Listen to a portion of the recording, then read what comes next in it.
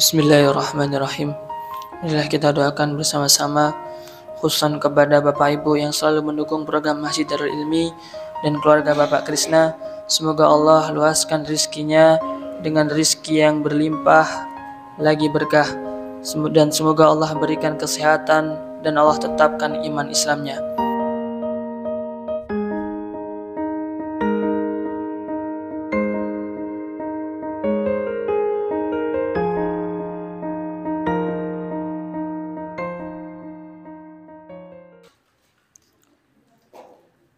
Bismillahirrahmanirrahim. Assalamualaikum warahmatullahi wabarakatuh. Alhamdulillahirabbil alamin. Alhamdulillahilladzi arsala rasulahu bil huda wa dinil haq liyudhhirahu 'alad dini kullih wa kafa billahi syahida. Asyhadu an la ilaha illallah wahdahu la syarikalah wa ashhadu anna Muhammadan abduhu wa rasuluhu la nabiyya wa la rasula ba'dah. Allahumma salli ala Muhammad wa ala ali Muhammad kama sallaita ala Ibrahim wa ala ali Ibrahim wa barik ala Muhammad wa ala ali Muhammad kama barakta ala Ibrahim wa ala ali Ibrahim fil alamin innaka Hamidum Majid. Wa qala Allah Ta'ala fil Qur'anil Karim, a'udzu billahi minasyaitonir rajim. Wa idz qala rabbuka lil malaikati inni ja'ilun fil ardi khalifah. Wa qala ya ayyuhalladzina amanu taqullaha haqqa tuqatih wa la tamutunna illa wa antum muslimun. Ya ayyuhalladzina amanu qu anfusakum wa ahlikum nara wa quduhan nas wal hijaratu 'alaiha malaikatun ghiladun shidadun la ya'sunallaha ma amarahum wa yaf'aluna ma yu'marun. Wa qala Nabi sallallahu alaihi wasallam fa inna asdaqal hadithi kitabullah wa khairan hadi Muhammadin sallallahu alaihi wasallam wa syarrul umuri muhdatsatuha wa kulla muhdatsatin bid'ah wa kulla bid'atin dhalalah wa kulla dhalalatin finnar. Ma'asyiral muslimin, jamaah salat maghrib yang insyaallah dimuliakan Allah Subhanahu wa taala.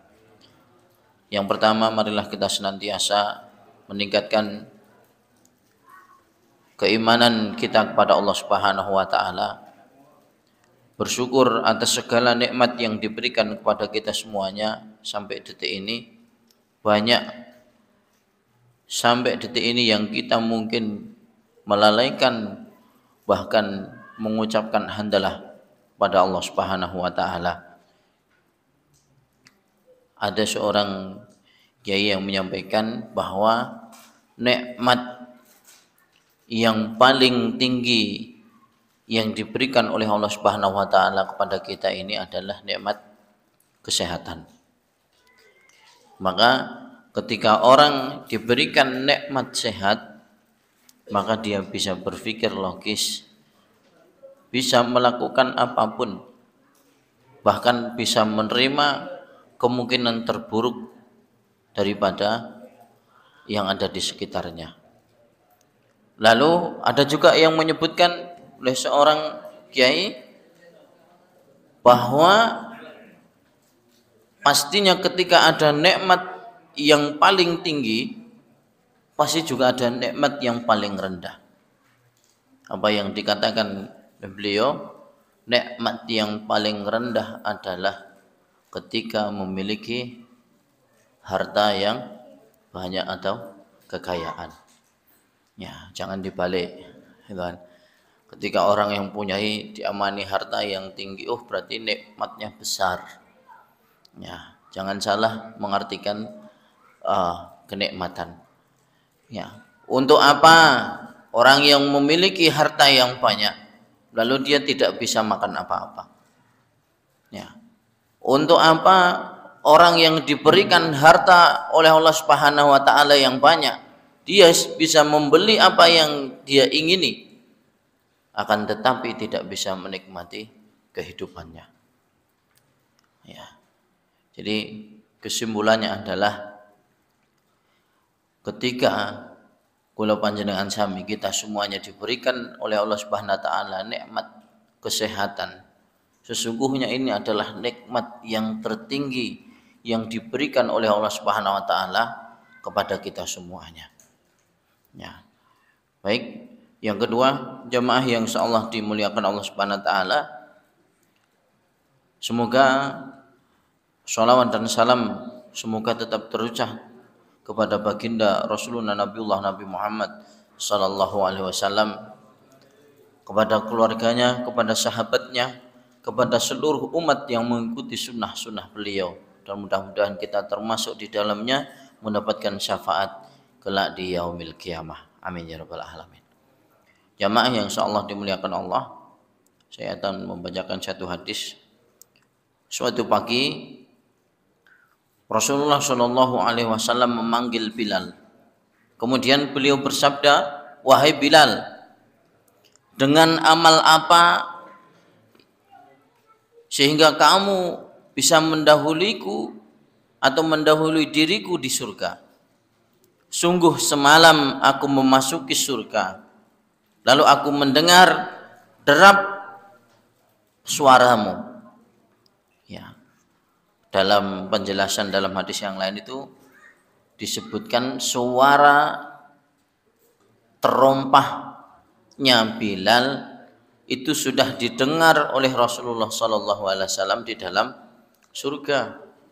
Ya, banyak ternyata hadis yang meriwayatkan para sahabat yang waktu ketika Nabi Sallallahu Alaihi Wasallam masih hidup, lalu kemudian beliau menceritakan kepada sahabat yang lain, termasuk Bilal, gitu kan.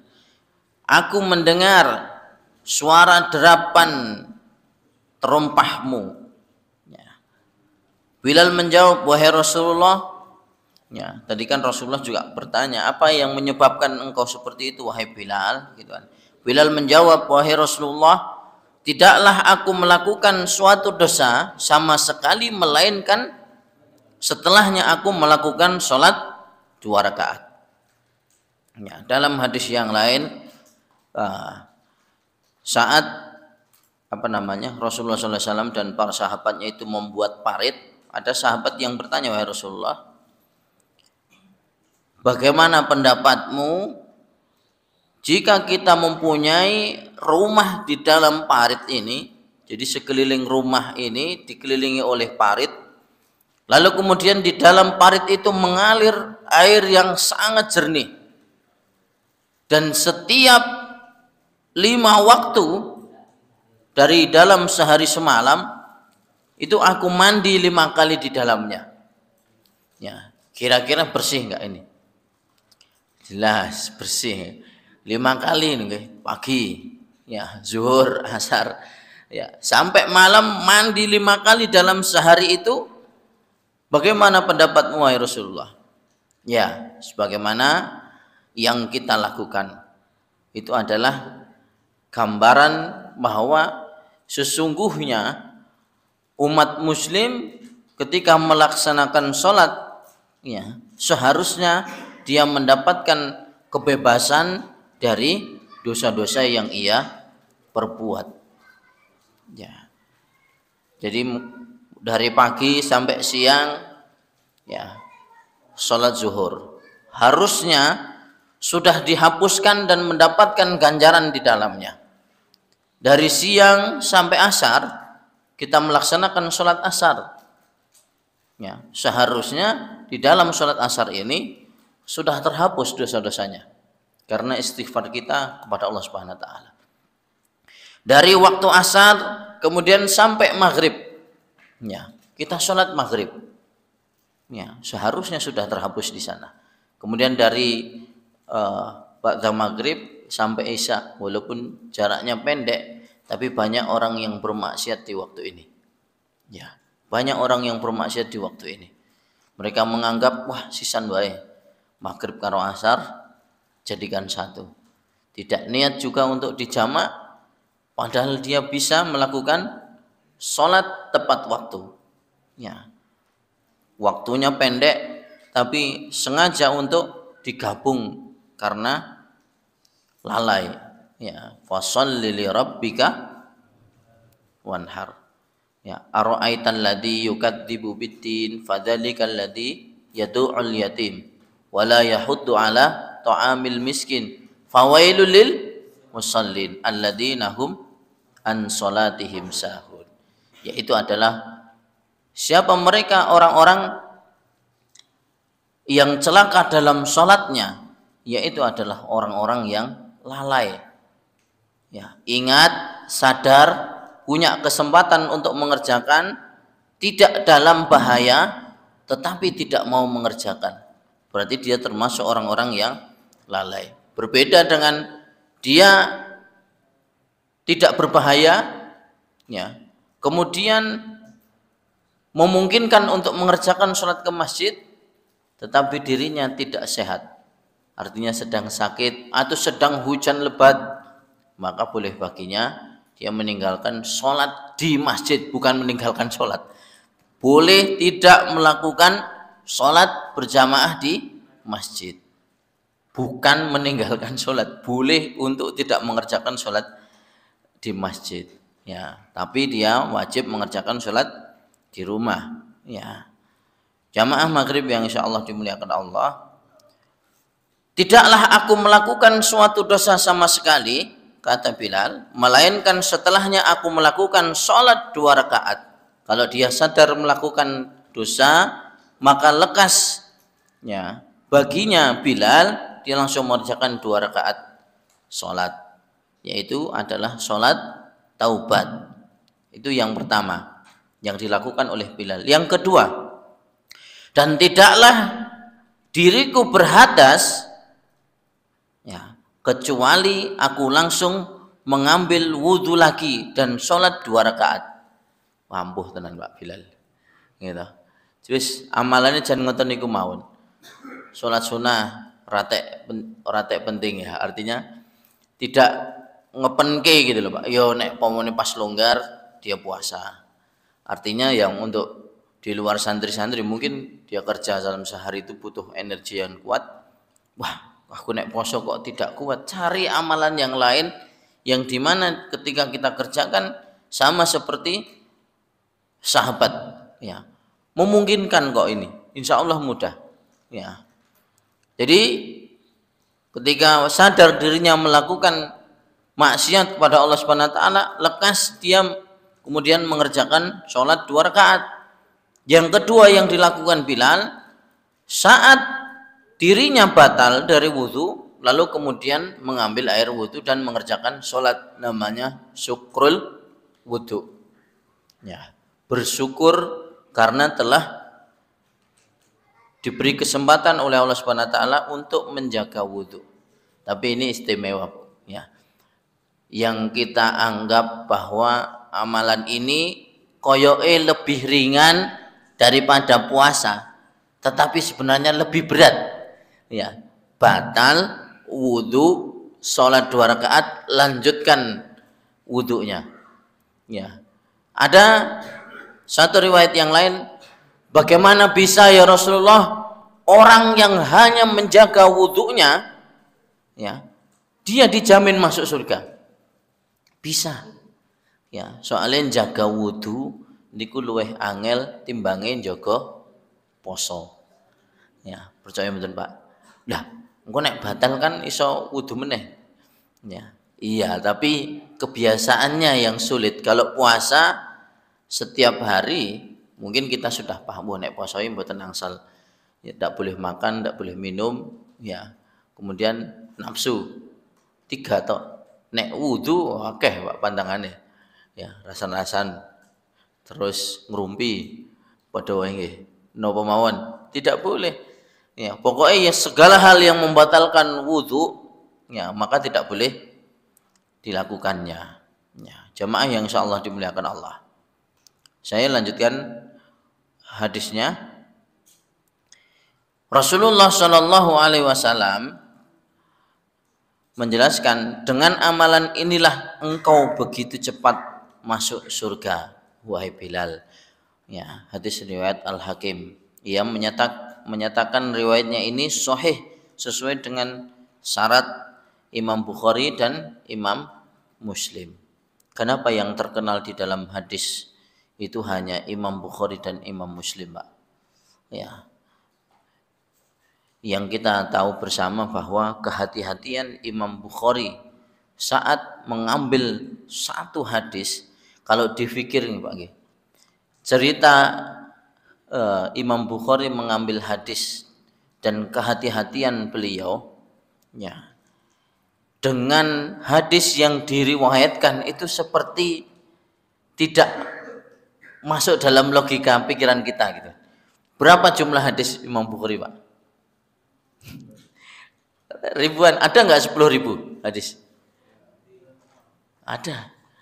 Ya, di Timur Tengah orang yang dikatakan orang yang hafid, ya, al-hafid misalnya, ya, tidak hanya dia menghafalkan Quran, paham juga dengan maknanya, tapi minimal dia juga menghafalkan 10.000 hadis.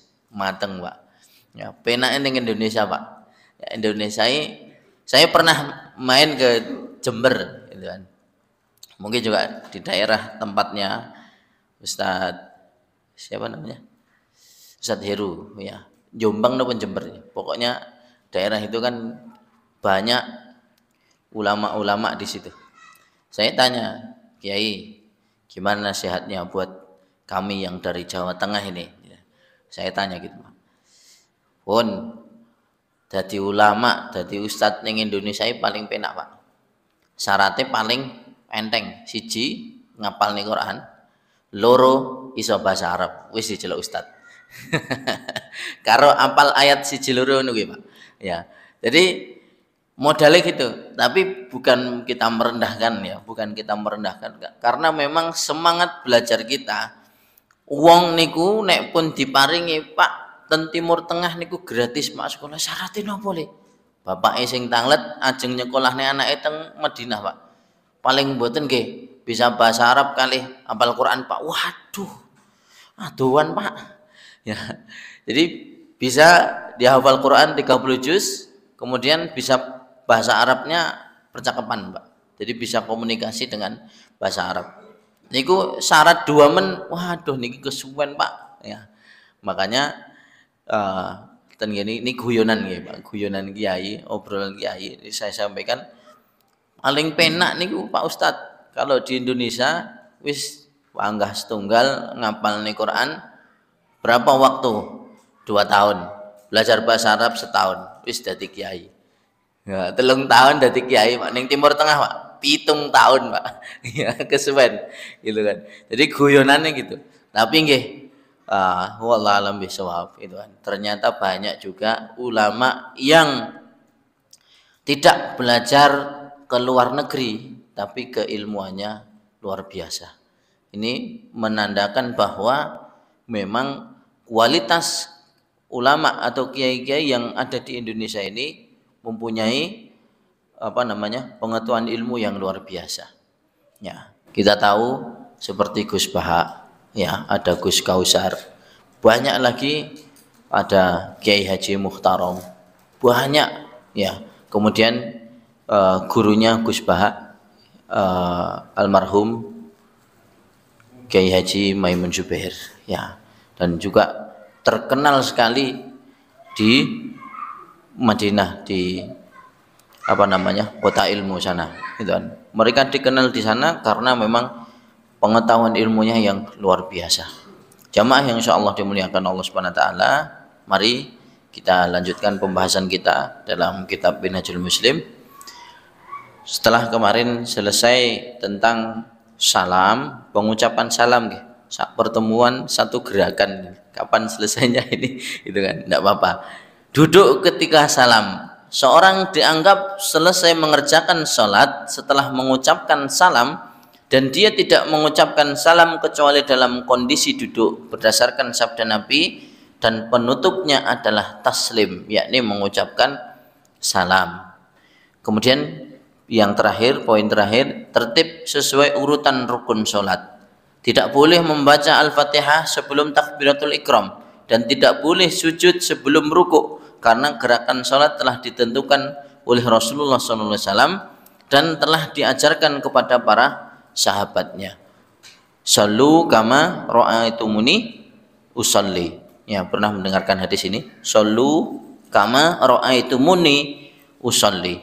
Salatlah kalian, kata Rasulullah, sebagaimana kalian melihatku salat. Hadis riwayat Bukhari. Ini di kalangan seluruh kitab fikih saya kira memakai hadis ini, Pak. Sallu kama ra'aitumuni usalli.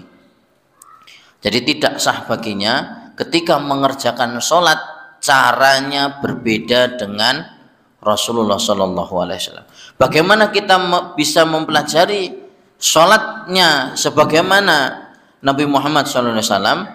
Ya, yaitu dengan mendekati para ulama, para guru yang ada di sekitar kita, bertanya kepada mereka, dan kalau perlu jangan hanya berguru dengan satu orang ustadz saja. Ya, bisa belajar di mana-mana. Ya, karena setiap pengetahuan, setiap pemahaman yang dibacakan dalam satu kitab mestinya berbeda-beda. Ya, dan mereka belajar dari bermacam-macam buku, bermacam-macam guru dan pengetahuan yang lain. Ya, jamaah yang insyaallah dimuliakan Allah Subhanahu wa taala, bahkan ada juga pembahasan yang disampaikan oleh para ustadz kita bagaimana adab setelah dia mengerjakan sholat bagi seorang imam. Ya, bagi seorang imam ini pernah dibahas dalam kitab fikih yang lain. Disebutkan bahwa yang dilakukan oleh Rasulullah SAW yaitu menghadap balik ke makmumnya. Jadi bagi siapa saja yang menjadi imam, ini bukan jadi satu nek orang menghadap terus jadi batal tidak sah, bukan. Tapi ini termasuk adab yang dikerjakan oleh Rasulullah. Jadi setelah setiap selesai sholat, ya, ini Rasulullah itu seringnya dilihat oleh para sahabat itu selalu memandangi wajah-wajah para sahabatnya dengan berzikir kepada Allah Subhanahu wa taala. Jadi ini biasanya kalau di pondok saya pakai, Pak. Saya itu tidak memakai absen tuh, sholat zuhur itu enggak tak absen, sholat asar enggak saya absen, maghrib tidak saya absen, isya juga tidak saya absen. Yang saya absen cuma satu, sholat subuh. Ya, karena menurut pendapat para ulama, ya, sholat subuh itu menjadi penentu sholat-sholat yang lainnya. Kalau sholat subuhnya para remaja, pemuda dan pemudi yang dia biasa mengerjakan sholat di masjid tertib, tidak ketinggalan sholat fajarnya, maka sholat yang lain pasti bisa dia jaga. Ya, kecuali uzur tertentu. Ya. Tapi kalau sholat subuhnya tidak di masjid, wassalam, Pak.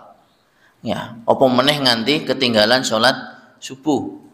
Ya, ini yang saya dapatkan di dalam hadis. Karena memang betul kondisi sholat subuh ini, apalagi sekarang ya, menjadi penentu orang atau menjadi takaran imannya seseorang. Ya, monggo binara, Pak.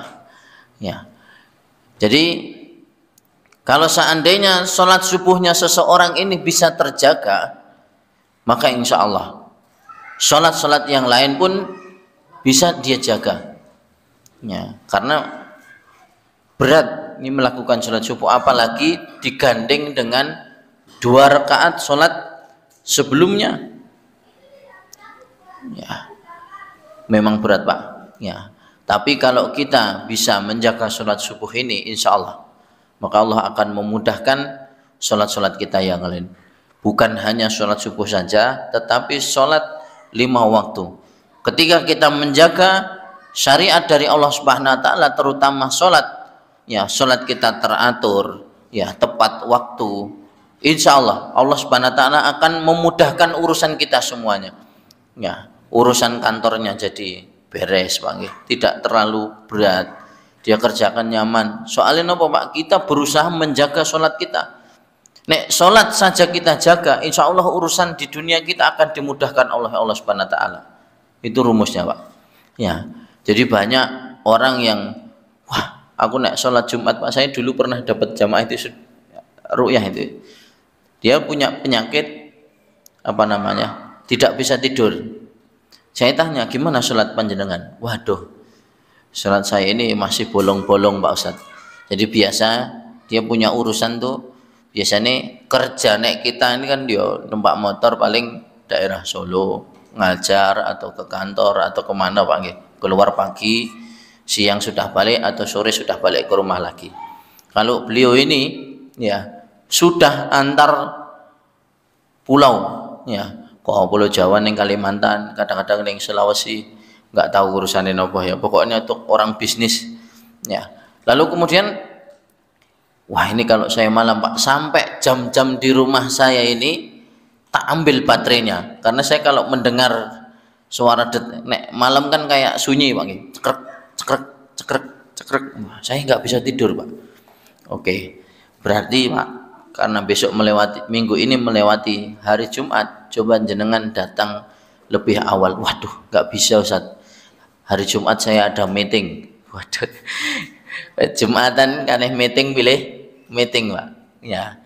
Ya ini sebenarnya rumusnya sederhana ya. Kalau seseorang ini lebih mengutamakan urusan dunia daripada urusan akhirat, maka yang ia dapat hanya gemerungsung Pak, tergesa-gesa, tidak bisa mengatur waktunya, bahkan makan mawon gitu. Kalau bisa dilakukan dia dengan rapat ya makan dengan rapat. Tapi nek orang ini sudah terpantau ben, insya Allah ya Allah akan mengganti setiap apa yang saya kerjakan demi akhirat ya. Rapopo rapa semeting nek gelem ya engko bar Jumatan, nek ra gelem ya wis, insya Allah Allah akan mengganti dengan yang lain. Nah dengan seperti ini kalau kita mengutamakan urusan akhirat, insya Allah Allah akan menggantinya berkali lipat ya. Berkali-kali saya bertemu dengan orang yang seperti itu dan beliau membuktikannya sendiri ya. Jadi sampai saya sampaikan, mungkin jenengan tindak Jumatan, insya Allah penyakit jenengan yang tidak bisa tidur setiap malam itu insya Allah jenengan bisa tidur ya. Akhirnya tidak percaya, satu kali dua kali saya tanya, Pak coba Jumatan lah sesekali ya. Alhamdulillah Ustaz ya, beberapa minggu di kajian itu datang lagi menemui saya. Alhamdulillah Ustaz, saya sudah bisa tidur ya, walaupun hanya beberapa jam saja. Akhirnya datang, jenengan tidur itu kapan? Ya pas Jumatan itu Ustaz. Ternyata jenengan luar biasa ya. Dikatanya saya luar biasa Pak. Jumatan turu nganti rampung Pak, khutbah sampai selesai ya 30 menit ya lumayan gitu kan. Bagi orang yang setiap hari tidak bisa tidur 30 menit itu satu hal yang luar biasa. Wah enak banget awake gitu kan. Jadi mau tidur aja sulit, dia bisa tidur nyenyak sekali.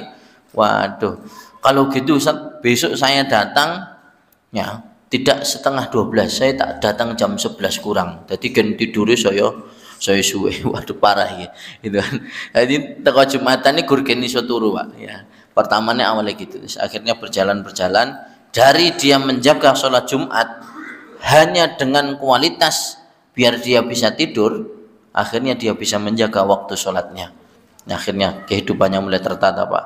Yang istri ini murid-marid Pak nggih, malur ngidul angel ditoto, anaknya juga gitu, sedikit demi sedikit udah mulai bagus, udah mulai baik. Sekarang ganti Pak bisnisnya, ngurusi napa jenenge biro umroh haji. Wah sekarang sukses. Nah saat ini dulu yang ketika diminta sholat bakno ngandani wong kon sholat itu angel tenan ya Ustaz. Yo angel jenengan dulu ya sulit gitu. Sampaikan jenengan dulu mau mengawali untuk sholat Jumat mawon sulit, apalagi menyuruh orang untuk sholat 5 waktu. Berapa lama gitu kan? Sampai bertahun-tahun beliau baru sadar bahwa sholat itu adalah satu kebutuhan kita, kewajiban kita. Jamaah yang insyaallah dimuliakan Allah, kita melanjutkan di bab yang kedua adalah sunnah-sunnah dalam sholat ya. Kemarin saya jelaskan sunnah-sunnah muakkadah dalam sholat ya, yaitu sebagaimana kita membaca surat atau ayat Al-Quran, seperti membaca satu ayat atau dua ayat setelah membaca surah Al-Fatihah pada sholat subuh rakaat pertama dan kedua, pada sholat zuhur, asar, maghrib, isya. Bahwa Nabi SAW membaca surah Al-Fatihah dan dua surah pada dua rakaat pertama dan kedua dalam sholat zuhur, dan pada rakaat terakhir, rakaat ketiga dan keempat. Ini kemarin sudah saya sampaikan ya. Kemudian mengucapkan sami Allahu liman hamidah rabbana walakal hamdu.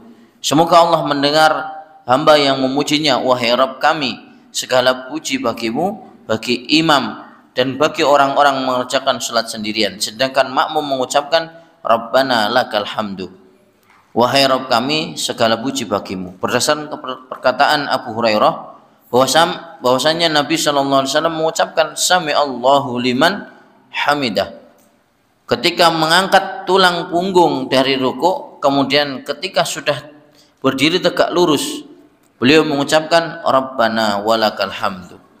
Ya, banyak sekali hadis yang disampaikan tentang pembacaan i'tidal yang kemarin sudah saya sampaikan. Allahumma rabbana lakal hamdu, ada subhana rabbiyal azim. Ya, ini pasca mengucapkan ruku. Kemudian setelah Nabi SAW berdiri dari rukuknya setelah mengucapkan subhana rabbiyal azim, subhana rabbil a'la, ya ini masih banyak yang mengucapkan gitu. Antara subhana rabbiyal azim dan subhana rabbiyal a'la ini ada juga yang berpendapat sama bacaannya.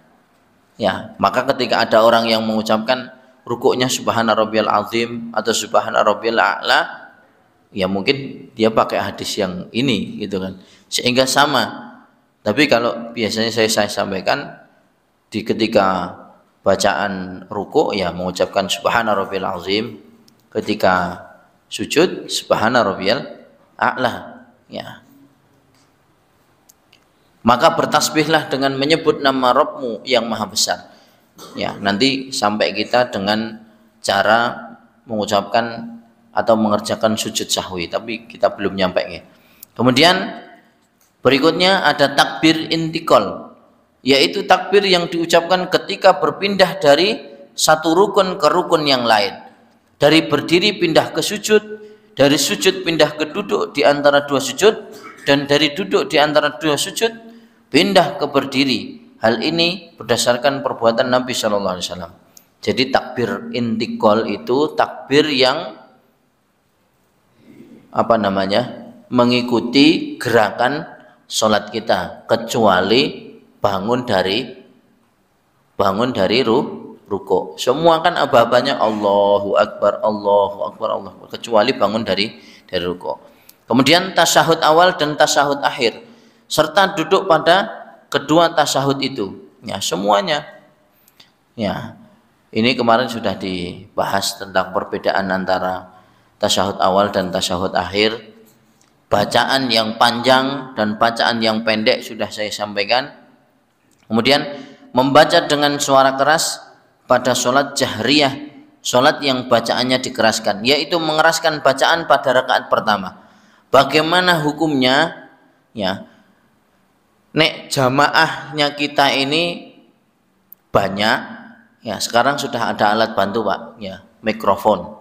Ya mungkin yang atau saya itu pernah mengimami di satu masjid di dekat pondok saya itu sama Pak, posisi masjidnya seperti ini Pak. Jadi ada masjid utama, kemudian cuman perbedaannya ada teras Pak. Setelah teras itu ada jalan, setelah jalan itu yang tempat sebelah sana itu yang dia untuk parkir itu dimodifikasi Pak, bisa digunakan untuk sholat. Saya pernah ditanya, loh bagaimana Ustadz yang pojok sana itu hukumnya bagaimana?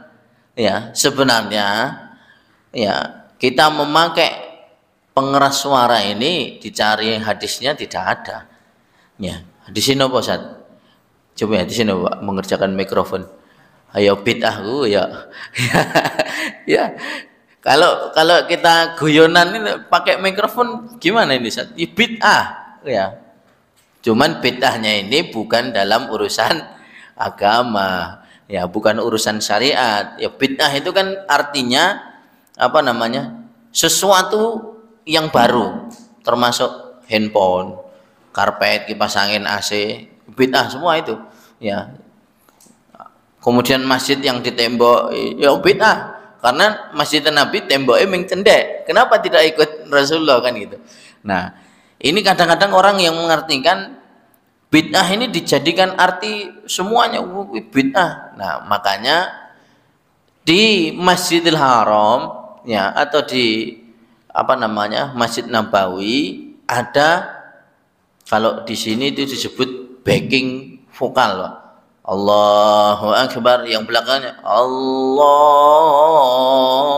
Akbar. Nah, itu bisa digunakan saat di sini ketika tidak ada pengeras, maka ditunjuk dulu siapa yang nanti menjadi backing vokal, dan itu khusus ya. Orang mungkin Pak, saya di sini tanpa pengeras suara di belakang sana kedengaran, nggak mungkin Pak. Ya, loh, lah nanti hukumnya gimana Ustaz yang di belakang sana tidak mendengar suara Al-Fatihah jenengan? Makanya minimal bisa ngrungokke gerakannya, takbir intikolnya imam itu dibaleni melih gitu loh Pak. Ya, seperti sholat Idul Fitri nek sekarang kayaknya sudah tidak menjadi kendala ya untuk menjadi suara imam gen banter, itu banyak caranya. Kalau di kampung saya itu yang dipakai itu bukan sound lagi Pak, tapi corong Pak. Ya, corong horn. Jadi horn itu dipasang di setiap apa namanya itu. Pokoknya nih saya pernah jadi imam di sana itu bingung. Soalnya suaranya jadi saya bilang Allahu Akbar, Allahu Akbar, bukan fake, bukan backing vokalnya, tapi suara saya sendiri itu lagi tekan kono Pak. Jadi masuk kan mubeng itu kan, masuk sound system, kemudian keluar lagi lewat sound karena jaraknya jauh. Ya. Karena memang nek sholat di kampung itu biasanya Idul Fitri itu seperti ya saya lihat tidak seperti di sini. Nek di sini tuh pokoknya ada tanah lapang, mungkin karena tanah lapangnya itu terbatas ya, kalau di kota kan memang tidak ada. Kalau di kampung kan sebenarnya banyak. Tapi mereka sepakat gabungan dari beberapa desa ya dusun itu mereka sepakat mengerjakan sholat Idul Fitri menjadi satu tempat Pak. Jadi kalau sholat Idul Fitri itu lapangan itu penuh Pak, full depan belakang sampai ke jalan-jalan Pak, turun ke jalan-jalan itu penuh. Pokoknya khutbah tenggene kampung ratenanan khutbah itu iso keringetan, adem panas Pak, demam panggung tenan ya, kalau tidak materinya tidak dikuasai. Nah, ini namanya takbir yang boleh dikeraskan oleh salah satu makmum sehingga yang belakang sana menjadi bisa, atau mengikuti gerakan di depannya. Inilah yang dikhawatirkan oleh Rasulullah SAW ketika orang tidak apa namanya tumak ninah dalam sholatnya. Ya, ketika imam Allahu Akbar rukuk, begitu cepat bacaannya kemudian bangun dari rukuk, dikhawatirkan makmumnya ada yang ketinggalan. Ya, kan kasihan. Jadi tidak sah sholatnya. Ya. Bagaimana bisa imam wis sujud dia baru iki ternyata karena keterbatasan, tidak ada mikrofon, tidak ada backing vokal untuk yang bisa mendengarkan ke sana. Kemudian jaraknya yang jauh itu menyebabkan sop nomor 1 nulari nomor 2, nomor 3, nomor 4 sampai sop ke berapa. Itu kan hanya dengan gerakan, Pak. Ya, tapi nek sekarang saya kira sudah tidak nih, karena sudah ada mikrofonnya, jadi tidak ada kendala. Kemudian berikutnya membaca dengan suara pelan pada sholat syir'iyah, tadi kebalikannya, sholat yang bacaannya dipelankan. Membaca salawat kepada Nabi pada tasyahud akhir, Allahumma sholli ala Muhammad wa ala ali Muhammad kama shallaita ala Ibrahim wa ala ali Ibrahim wa barik ala Muhammad wa ala ali Muhammad kama barakta ala Ibrahim wa ala ali Ibrahim. Di sini disampaikan innaka hamidum majid. Ada yang menyampaikan fil alamina innaka hamidum majid. Kemudian berikutnya adalah sunnah-sunnah ghairu muakkadah dalam sholat, yaitu membaca doa iftitah. Kemarin saya sampaikan ada beberapa itu. Kemudian membaca isti'adzah pada rakaat pertama dan membaca basmalah dengan pelan pada setiap rakaat. Buku ini disampaikan, kitab ini seperti itu. Ya. Jadi mengucapkan doa iftitah, kemudian membaca isti'adzah. Isti'adzah ini apa? A'udzubillahi minasyaitonirrajim. Jadi setiap mengawali bacaan Al-Fatihah itu sebelumnya mengucapkan itu, sehingga kita dilindungi bacaannya, gitu kan, oleh Allah Subhanahu wa taala, tidak lupa-lupa ya.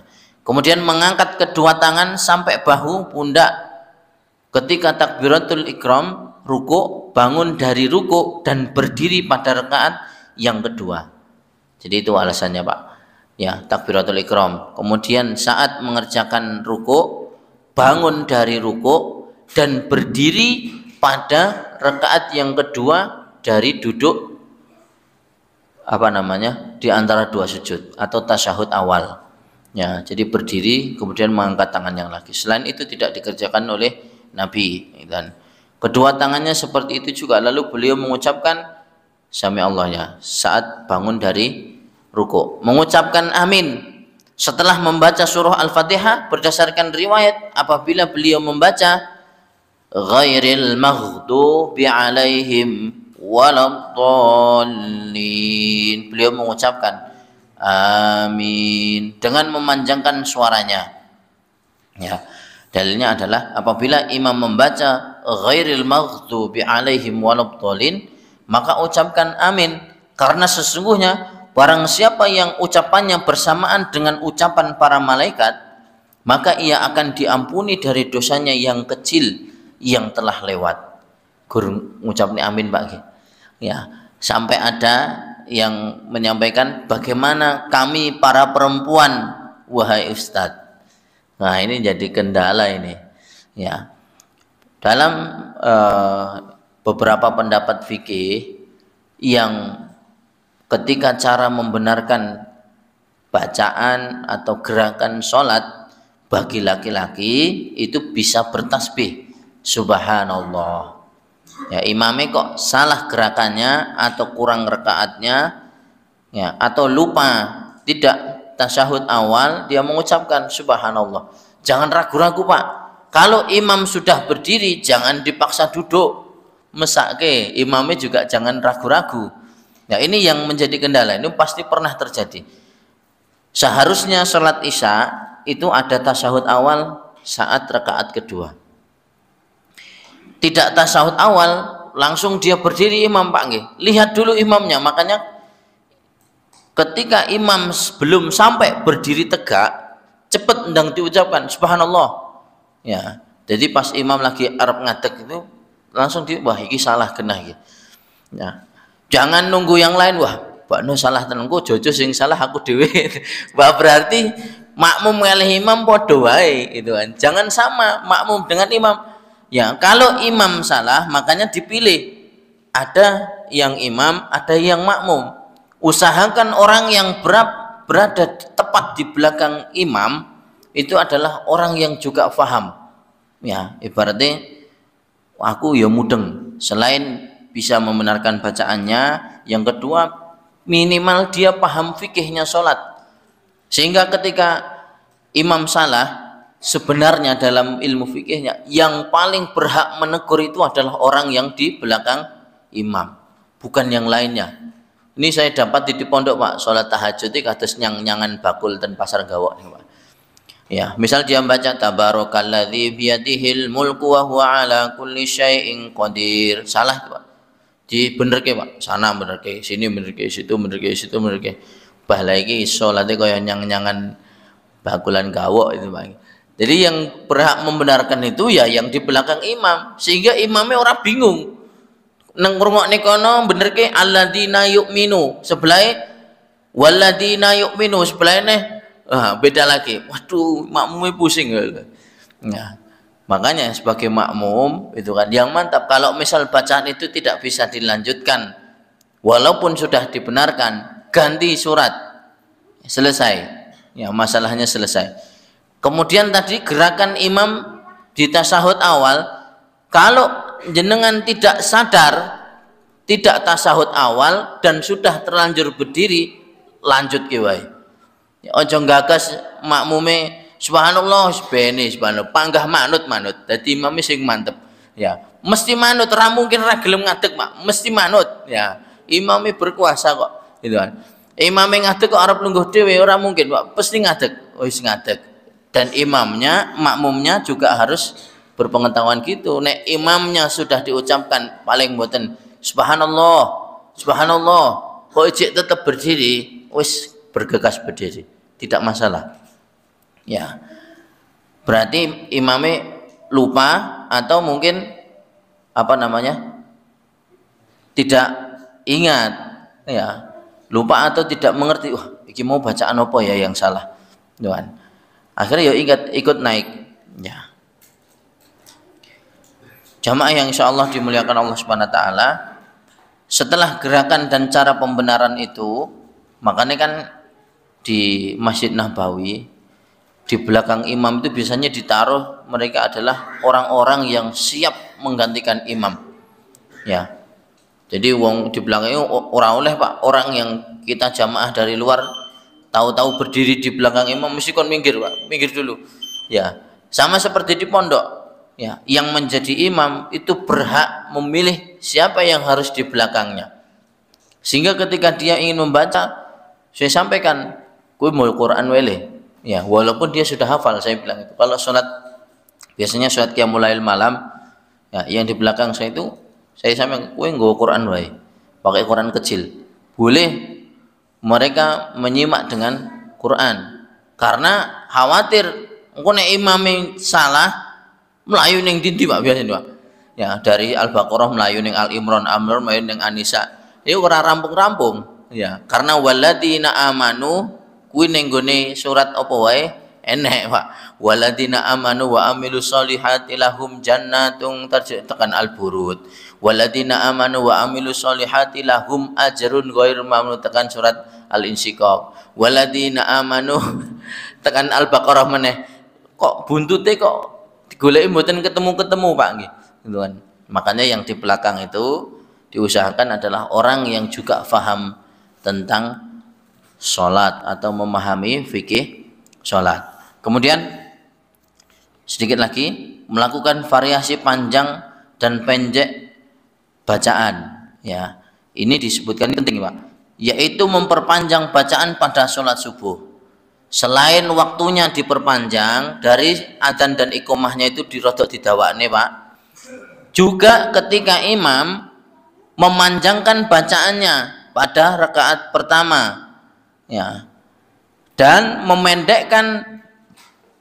membaca lebih pendek lagi pada rakaat kedua. Mungkin yang pertama dia bisa membaca surah Tabarok atau An-Naba, yang kedua baca Sabbihisma Rabbikal. Saat hafalannya urung tekan kono ya, boleh membaca hafalannya yang paling panjang.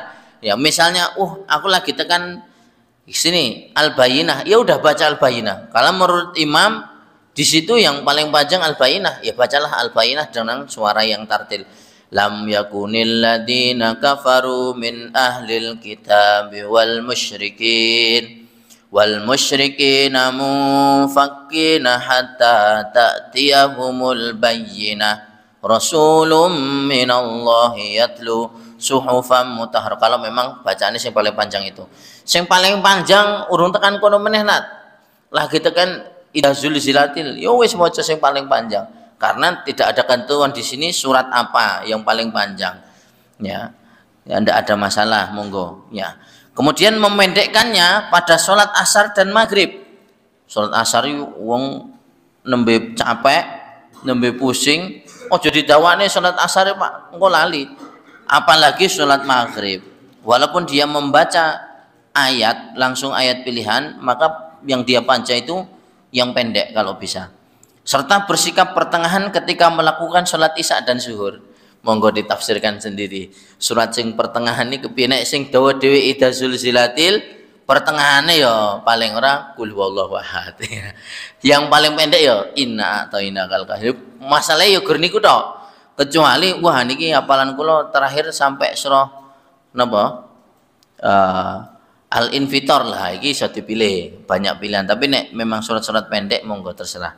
Yang dipakai yang mana insyaallah semuanya barokah. Tapi bagi imam biasanya ini diberlakukan betul. Oh salat isya ya sedengan, salat zuhur ya sedengan, salat maghrib, salat asar kuwi pendek, salat subuh ya diyawa menurut hafalan yang paling panjang oleh imamnya. Terakhir saya jelaskan hal ini berdasarkan sebuah riwayat bahwa Umar pernah menulis surat kepada Abu Musa al-Asy'ari, bacalah salat subuh surat-surat mufassal yang panjang-panjang, dan bacalah pada salat zuhur surat-surat mufassal yang tengah-tengah, dan bacalah pada salat maghrib surat mufassal yang pendek-pendek.